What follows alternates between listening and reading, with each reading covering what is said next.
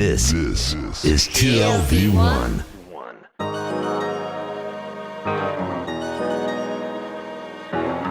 The Tel Aviv Review. Hello and welcome to the Tel Aviv Review, brought to you by the Israel office of the Konrad Adenauer Foundation, the sponsors of a new series on democracy, populism and authoritarian trends around the world. If you like us, please join our community of supporters by giving to our Patreon campaign. You'll find it on our homepage, that's tlv1.fm/Tel Aviv Review. Scroll down to the bottom and you'll see a big red button that says Patreon. Click on it and support us. We're counting on you.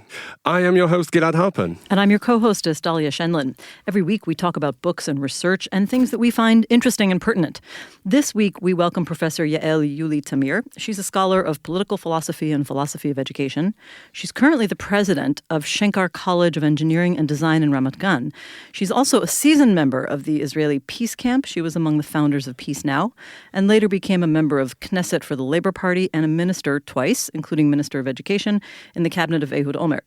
She wrote her PhD at Oxford under the supervision of Sir Isaiah Berlin, where she started to explore the crossover between nationalism and liberalism, which is also the topic of her latest book called Why Nationalism, that has just been published by Princeton University Press. Professor Yuli Tamir, welcome to the show. Thank you. Your book, Liberal Nationalism, came out about 2 decades ago, and like in the current book, Why Nationalism, you presented a liberal case for nationalism. What is your general defense of nationalism in these books from a liberal perspective? Because these are two poles that many people find it difficult to reconcile. The basic argument is that you can't think of either democracy or liberal political order without relying on some of the basic concepts of nationalism. For example, the idea of self-determination, self-rule, very much grounded in the liberal tradition, when it turns into a political concept, needs a self, and the self is usually defined in national terms. National self-determination has become one of the governing ideas in the 19th and 20th century, and it was actually maybe the best example of how liberal and democratic and national values interact to create the modern state. Weighing your new book against the old one, against liberal nationalism, which we should say has been a very influential book in the field of political absolutely. science. Is it really an adaptation of the same ideas to a new reality of the 21st century, or do you feel like your thinking on the issue has evolved as well? Well, certainly it has evolved. The reality has evolved. I think this book is, first of all, written in the background. There is another political reality, another economic reality. 1993, just to mention a few events, just after the creation of the European Union, a few years after the fall of the wall in Berlin, people were very optimistic about the future of the liberal democratic world.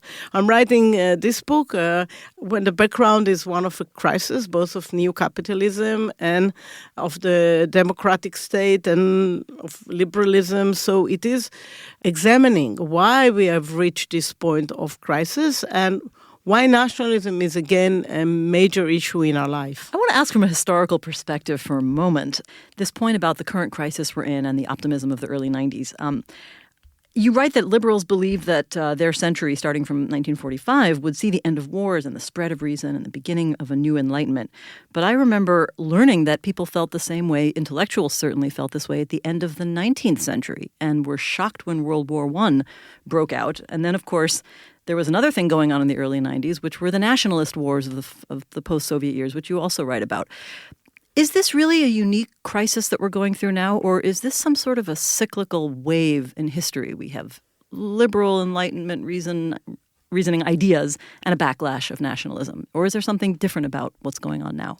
Well, first of all, it's cyclical and then it's different. That's a good answer. Yeah. I think there's the chapter in my book that reviews the historical sort of traces the historical events starting, actually the last century, starting the end of First World War, 1918 until 2018, is called Never Say Never, following James Bond.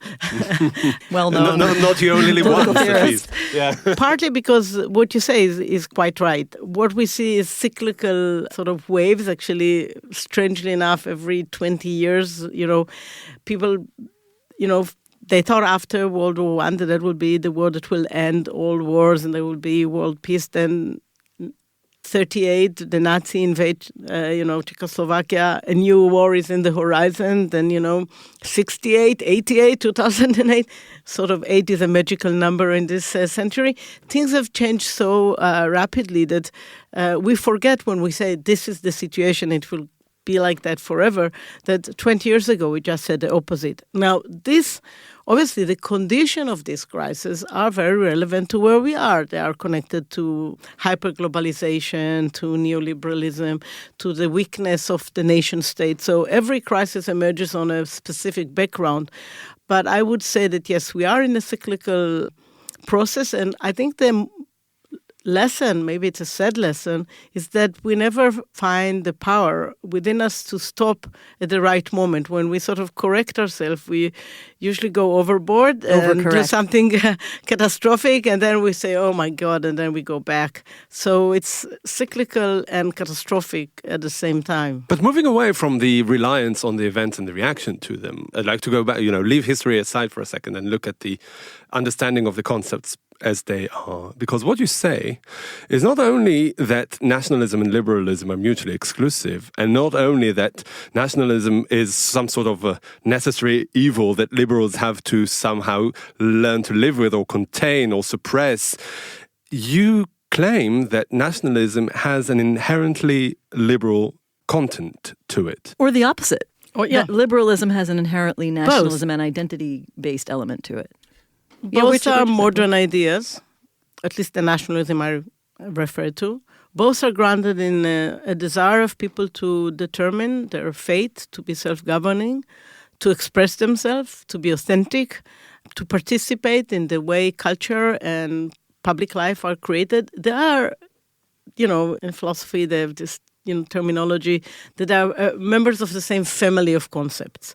Despite the fact that both of them would like to actually dissociate, each one wants to dissociate itself from the other. Liberal says, no, we're never, have contemplated national ideas, and nationalist says, oh, liberals are universalists. But at the end of the day, when you look at the mainstream of the development of the modern state, especially of the welfare state, you see how closely related those concepts are and how much they are dependent on each other. So where do you think this antagonism of nationalism by the liberals come from?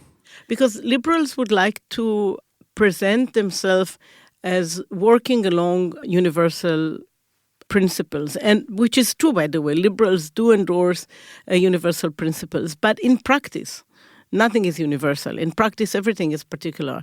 States, loyalties, system of distribution, a system of creation of culture and wealth, everything is particular. So liberals feel uncomfortable about it. I think it's wrong to feel uncomfortable about the fact that you're part of a particular group, as long as you respect and allow other groups to have the same rights and the same, opportunities as you do. But there is an inherent tendency in liberalism to dissociate itself from the particular, and I think that's the biggest weakness of liberalism. I mean, it sounds like you definitely want to refute this idea that these universalism, especially when it comes to things like economic issues and class conflict, can be pan-national force. And you write that workers of the world will never unite. Thanks for disabusing us of that notion. Which reminds me of Benedict Anderson's great quote, I think I'm paraphrasing, where he said, no one ever laid a wreath at the tomb of the unknown Marxist, which I always find apt. What is the role and the overlap of economic issues? Since part of your argument is that we need to rethink our attitude towards economic injustice in order to balance this out. So where does the economic piece of it fit in? Why is that not sufficiently universal? Well, the economic piece is extremely important, especially in this day and age, because the dismantling of the state and the welfare state actually created the phenomena that we're now all aware of growing inequalities and sort of the falling apart of societies. Now, in order to rebuild social trust and rebuild democracy, you need to rebuild something that nationalism was very good at producing, which is a cross-class coalition. Nationalism was usually a project of the elites that recruited the people to work with them. And it created a coalition that allowed almost each and every member to gain something, not the same thing, but to gain something from this alliance. When it fell apart, when the elites were more interested in global universal opportunities and left the vulnerables, as I call them, behind, now there is this desire to reunite members of the nation, the elites and the middle classes and the lower classes, in order to create a new social contract that will allow better redistribution of resources and better redistribution of risks and opportunities. So the economic situation is very much the trigger for a lot of the national movements that we're seeing right now. It seems like your critique of liberalism is directed mainly at left liberalism, those who forgot about nationalism. But if you look at like the neoliberals, the arch capitalists in the world, in the West and also in post-Soviet Eastern Europe, there are people who really tout nationalism as loud as they can. If you think of, I don't know, for example, Margaret Thatcher, who was perhaps the most Eurosceptic EU leader in her time, and she was an arch-liberal in economic terms, and Ronald Reagan, who talked about, what was it, this city on a hilltop or whatever his, phrase was, to rally this, nationalist sentiment of we believe in America. It's not just a left liberal thing. I mean, you cannot blame the right liberal, neoliberals of leaving nationalism behind because they never have. Well, I don't think that's quite true. First of all, the term liberalism, neoliberalism here slides into different spheres very easily. I do think that in many ways, the distaste for nationalism, and Ronald Reagan was probably the last nationalist that really used these terms. But look at the people who followed him. Look at the people who followed Margaret Thatcher. This is exactly the breaking point where people start to think more in global terms and less in national terms. And in this respect, it was across the aisle. I mean, there were liberals, conservatives, and liberals, progressive, that somehow developed a distaste for the national spirit, I would say. And partly because everybody thought for a while, and that was maybe a blind spot for both conservatives and progressive, that globalism is just going to do so well that it's all going to trickle down and everybody's going to enjoy it. And why not support, a winning horse?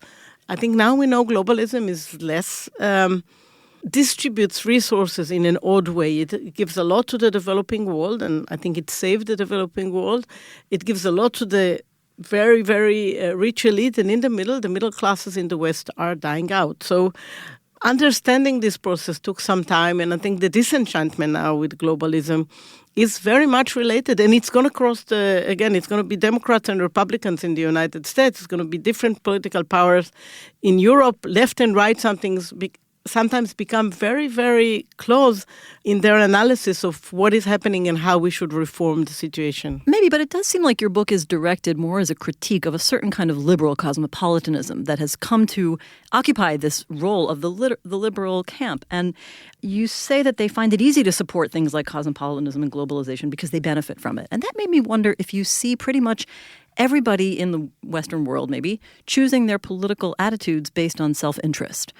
Because if so, I want to challenge it. I mean, I would say the difference between liberals and some of the, more conservative and nationalist groups you're talking about is that liberals at least advance policies specifically for the groups that they're not part of, if they're progressive.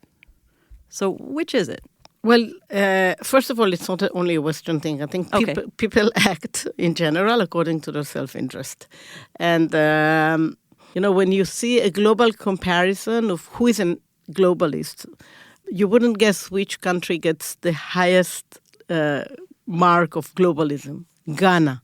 And the reason is that most people, Ghanaian, wants to move somewhere else and they would like to have an open world to settle somewhere else.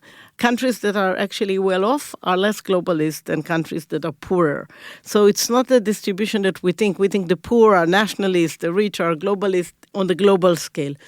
It is much more refined than that. It is within each social context. People adjust their position, whether consciously or unconsciously, to where they stand. It's true liberals develop systems that are supporting the well-off. But when you look at the larger picture, when you look at the last 20 years, I would say these were not very effective systems, as we see. The gaps were just growing. But they were also very sophisticated in the sense that it allowed the best of the excluded groups, women, blacks, minorities, to participate in the neoliberal world. And it left these groups lagging behind. So I think we should review our evaluation of what did policies to create more social justice and more mobility. What did they really do? Who did they really treated as equal?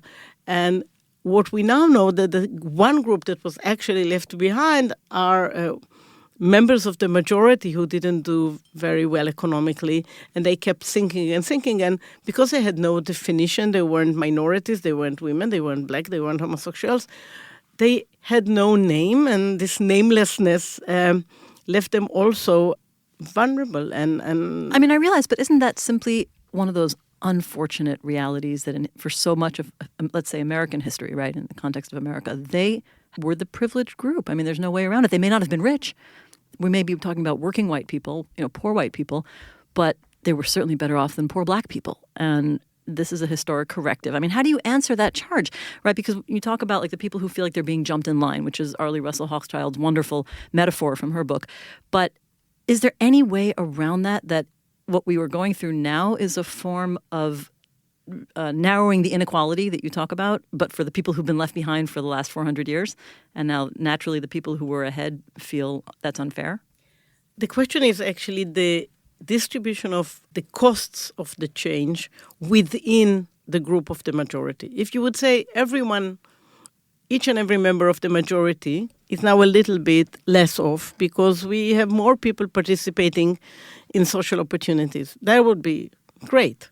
But what happens, as with many other social changes, that one particular group is paying all the price. And actually, it's not a group that is preaching for this change. It's the group that is paying the price and is bearing the risks. So it's the uneven distribution of the risks and opportunities within the majority that we haven't been seen as a problem, but is, I think, a major issue we should be aware of. It's not that the white male should retain their power, but the people within the white male group, the distribution was very disturbing. And we've skipped that problem because we were so much concerned about equality between groups that we allowed ourselves to overlook the poverty and the helplessness of a certain group within the majority. And it served the elite within the majority who were very well off and kept being very well off. But kept advancing positions that were directed, policies like affirmative action and, all these things that are directed not at their privileged white group, but that were directed at people who are not from their group, including progressive causes. Let's take LGBT, right? I mean, the cause of LGBT rights were advanced by people who were also not LGBT. I mean, the partnership, right? This is what it means to be a progressive today. So isn't the idea of what the liberal camp has come to stand for all about the kind of empathy and solidarity with outside groups? And what about the solidarity with inside the group? What I claim is that the solidarity between groups allowed neoliberals to do something very, very powerful. It allowed to take advantage, so to speak, of the human capital found among excluded groups, blacks, women, obviously, minorities, and bring them into the capitalist play where they could succeed very well and create a greater national wealth. But they didn't care about the people who were left behind. By the way, not only from the majority group, from the minority group. It's not that there is social equality regarding blacks, or it's not that women now earn more than men. The best and the brightest made it all the way to the White House, but the poor remain poor. And this is why I'm saying, we were very enthusiastic about it because we saw a black man in the White House, and I cheered for that, and I appreciate President Obama and a woman candidate like Hillary Clinton. But at the end of the day, most women earn less than men, most black earn less than whites.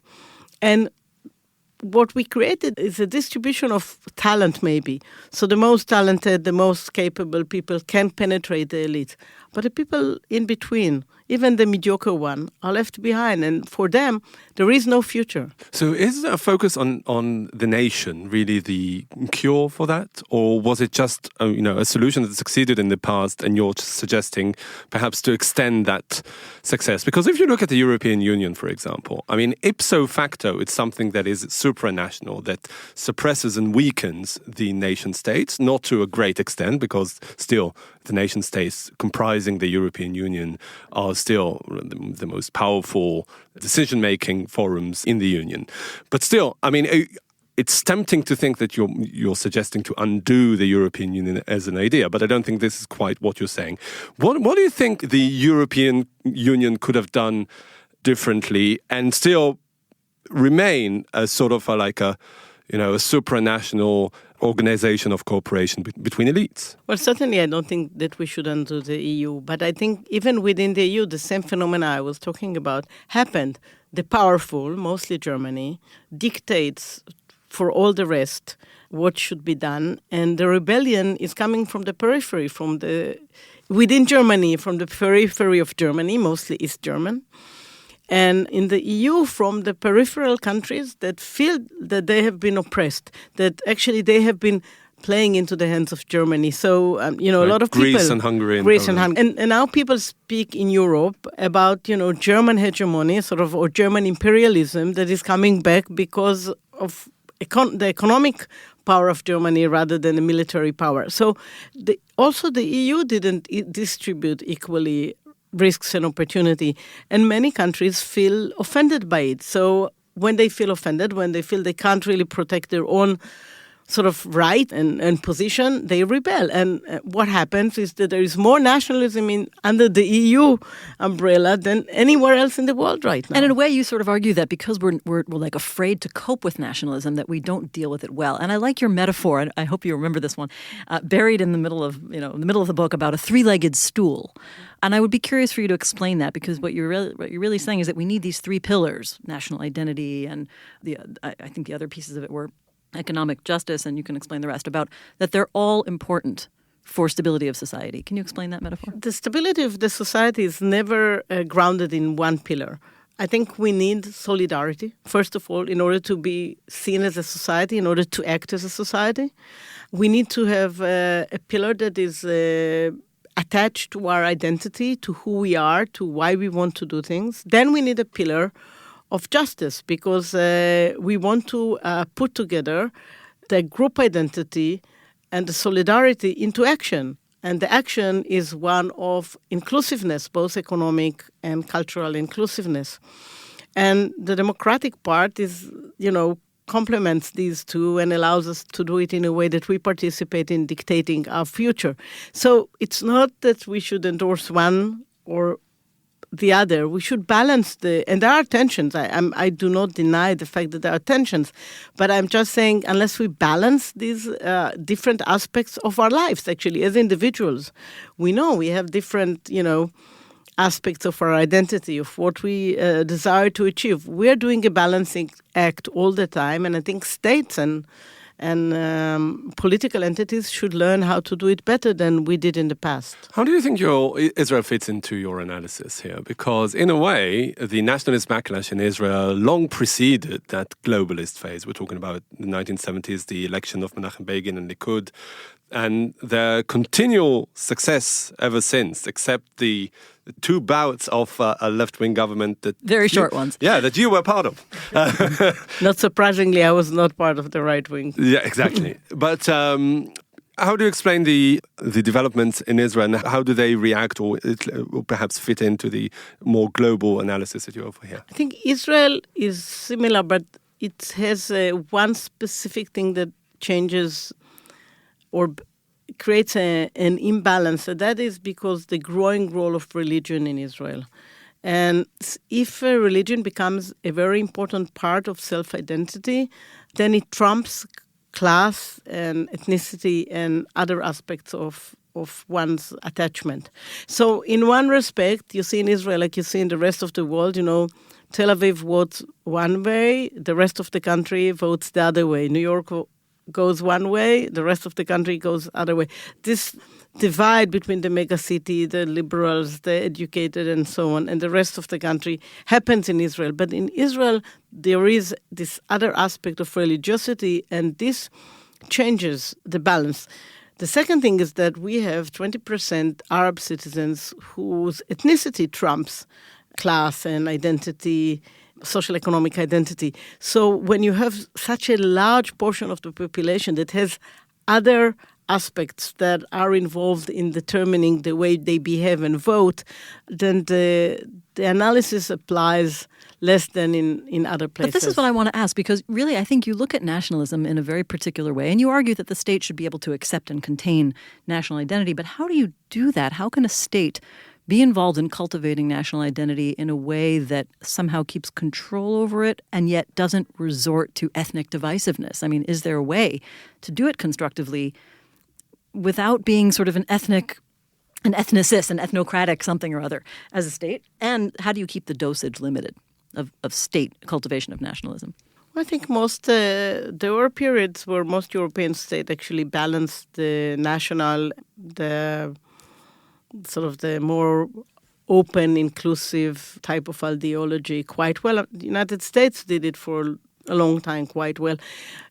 We always have to do a balancing act. It never ends. There's not a moment where we say, okay, this is the precise balance of each value, and now from now on, we don't have to think about it. We just have to go on. But I think no country that I know of is free or neutral from the point of view of having some sort of a cultural, national background. And I mean, there was a period with, tourists deluded themselves that the states are neutral, but they never are. So now we are aware states are not neutral. Now we are aware, by the way, it's very important because when you are aware the state is not neutral, you understand what's the problem of the minority. Otherwise, you can't understand what's at stake. I remember coming to Oxford in the 80s, everybody said, Oxford is a global university open to everyone. And every room I walked in was a huge cross. And I said one day to the master of the college, I'm a very secular Jew, but, I feel awkward that everything is, handled under the cross. And he said, well, this is a universal symbol of, and I said, well, Clearly you never lived in Montreal Yeah. where there's a huge cross right on the top of the mountain Right. and you see it from everywhere.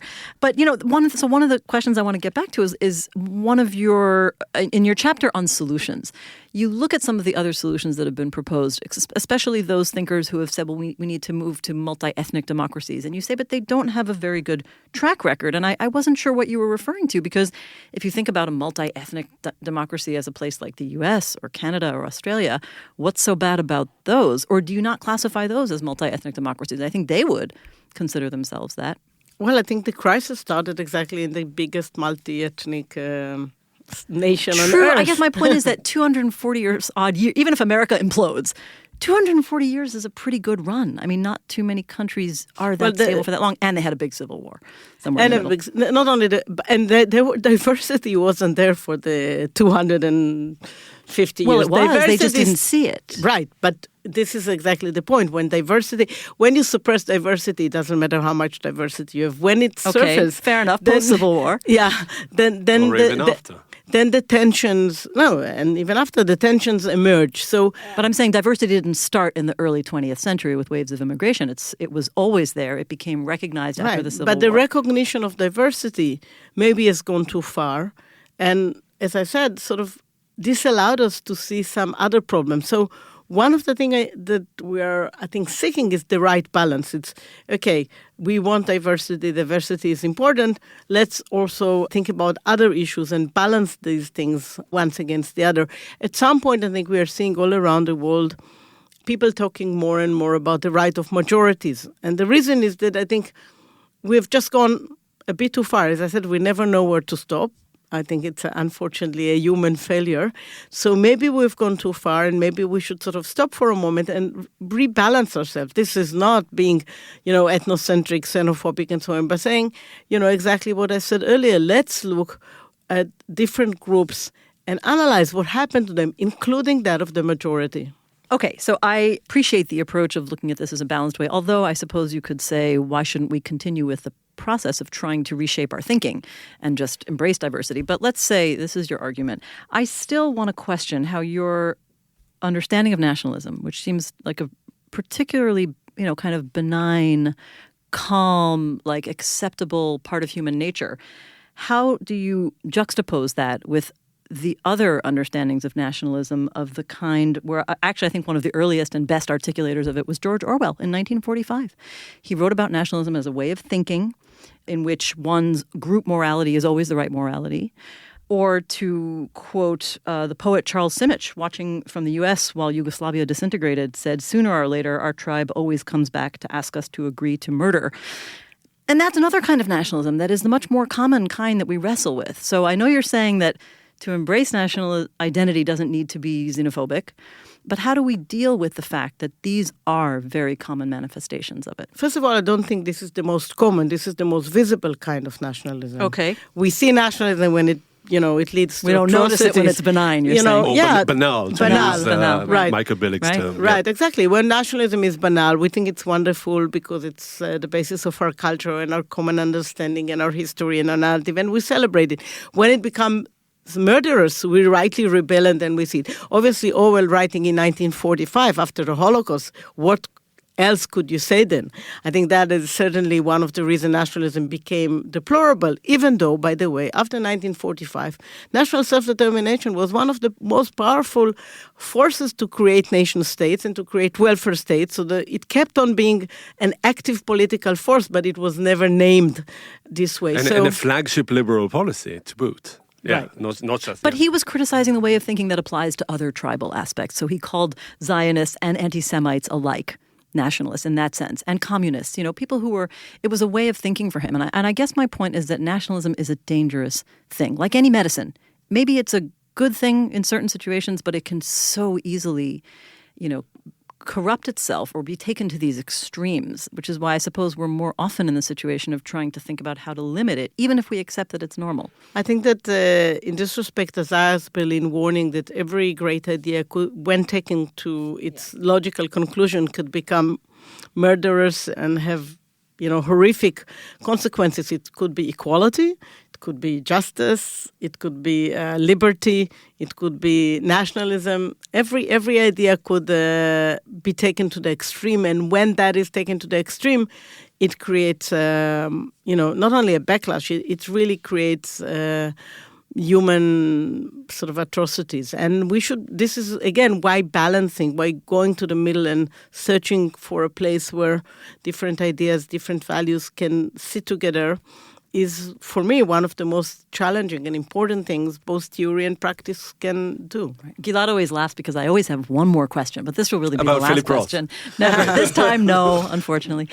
But I do want to understand, so should we give up on the idea that cross-national communities can or should replace the national community? Because you really make an argument that nothing is more kind of binding for a society in a territorial entity than nation. And I'm saying, what about the people who just don't share that? What about people who just don't feel like big flag-waving, flag-kissing, flag-prostrating themselves kinds of people? It just doesn't do it for them. They prefer to connect as scientists or as artists with people across the world. Should we really not expect those kinds of transnational communities to cut through these divides? I think we have many identities, and as an Israeli woman and a nationalist, I have a national identity, I have a feminist identity, I have an intellectual identity, and many of these identities cross the national line. But the one identity that creates the social contract, the political structure, and this system of distribution is very much grounded in this national understanding. So, I live in a nation state, and I cherish the fact that Jews have a nation state, but I have many, many other dimensions of my life that allow me to connect with people across nations, between Israelis and Palestinians, between Israelis and people all around the world.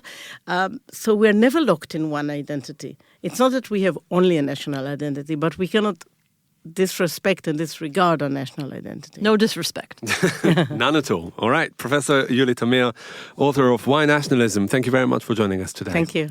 And many thanks to Gizem Ozdemir, our sound engineer, and to Itai Shalem and Georgia Foscarini, our producers, as well as the Israel office of the Konrad Adenauer Foundation for their generous support of this series on democracy, populism, nationalism, and authoritarian trends. And now we've got a request. Many or most of you listen to us on the Apple Podcasts app, and we would like to ask you to please consider writing us a review. You can also support us by going to our website, that's tlv1.fm/Tel Aviv Review, and subscribing onto our Patreon campaign. Check out our archive. It has more than 500 interviews to keep you entertained and hopefully annoyed. If you like what we do here, you can also like us on Facebook. Our page is called the Tel Aviv Review Podcast Ideas from Israel. And follow me and Dalia on Twitter. Join us again next week for another edition of the Tel Aviv Review. And until then, from Dalia and from me, goodbye.